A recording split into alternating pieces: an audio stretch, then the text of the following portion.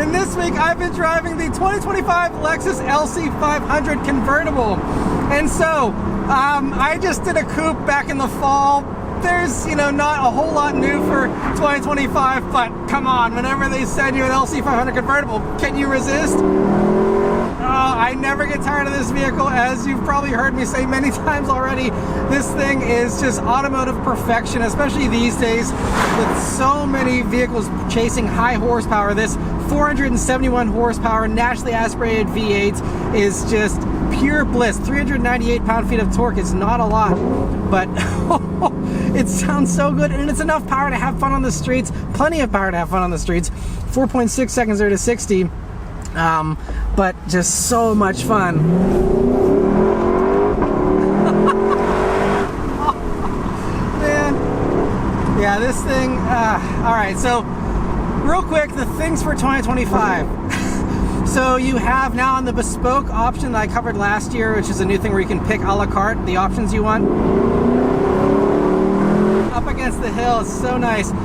So now there's a new red and also a blue top option, so two new top options. This caramel top is still available and gorgeous with this toasted caramel interior, and you also have a regular black top as well. They also, I think, did some some minor subframe changes for 2025 here as well. I'm no expert. I think the only people that really appreciate that are people that are constantly driving one of these things, or is, an expert in these, but everyone else isn't going to really notice, honestly. But I love that they continue to enhance this, continue to improve it. Other than that, this one does have the limited slip diff option as well as the performance damper. All right, let's go.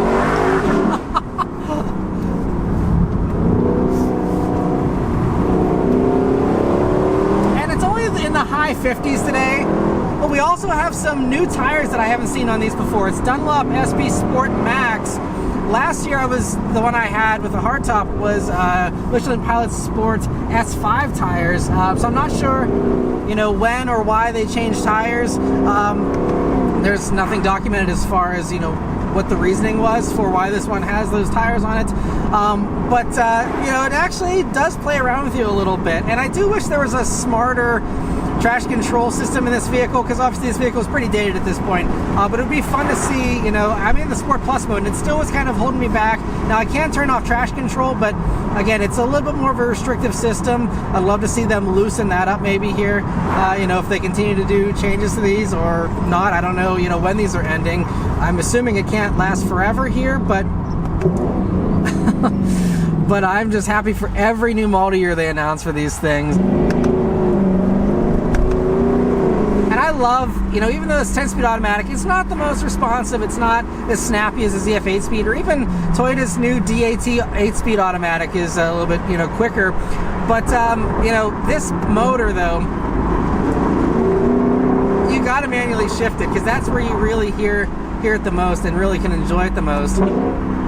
I love the downshifts, the crack on the downshift.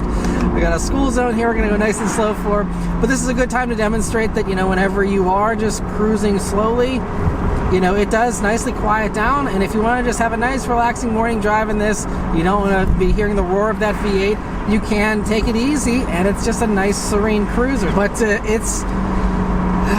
it's just still, it's perfection. And so, for 2024, we did get this new touchscreen, which doesn't fit as well in this interior design as the old screen, but it's so much easier to use with the touch, not having a controller pad anymore. But I was happy to deal with, the controller pad for the amazingness of this car. And so if you are looking at one of these, in the used market, the touchpad, sure, it's not ideal, but this car is good enough that I would overlook that annoyance, because this experience is fantastic. And if you can find one of these for a better price, absolutely go for it. Although I don't think these are going to depreciate much. These are so desirable, and so sought after, that they haven't depreciated too much yet, and I don't think they ever really will, because it's a car that's made in such limited numbers, and because it's a car that doesn't chase the popular fads. It doesn't chase popular acclaim, honestly, because it isn't this drag racing hero. It's not wowing everyone with its performance, but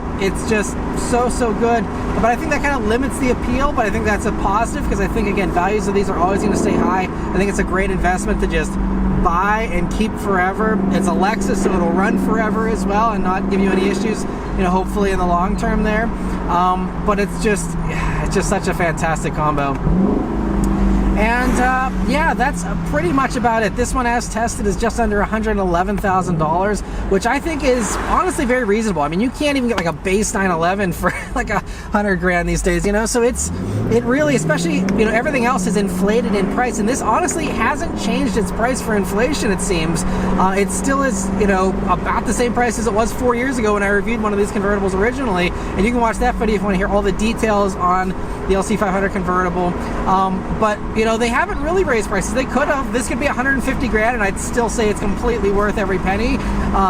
But you know, it's really, I think, becoming, even on the new market, a value proposition, even though I know people don't care about that in this segment. But you know, with how expensive regular sports cars, we're not talking supercars, just regular sports cars are, this is I think really well priced these days. All right, I'm gonna do one last acceleration here and then I'll sign off. But here we go.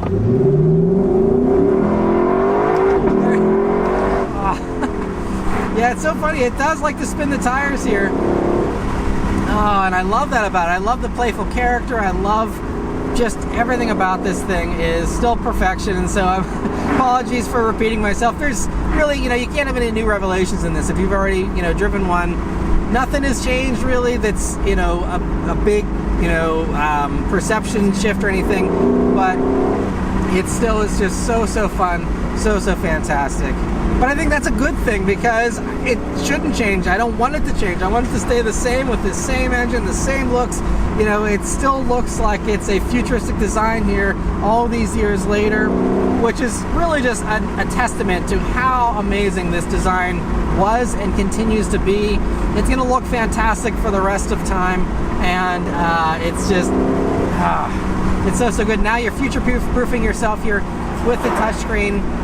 And you know, there's no reason to ever want anything more than this, honestly. It's still my dream, somewhat attainable vehicle. You know, if we can't all afford insanely expensive supercars, you know, this thing maybe someday, you know, is something you can aspire to.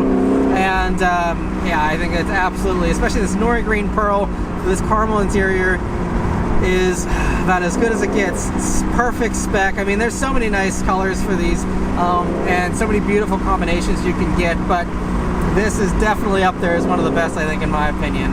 But anyway, oh, the downshifts are honestly sometimes better than the upshifts. But anyway, that's all of my thoughts here on the LC 500. Just had to take you guys for a nice sunny morning drive here in this to share in the experience of this thing. It is so phenomenal. All right, one last little thing. To pass a mail truck. Oh man. Yeah, what an amazing car. I hope it lives forever. But anyway, thank you all very much for watching, and I'll see you guys on the next one. Take care.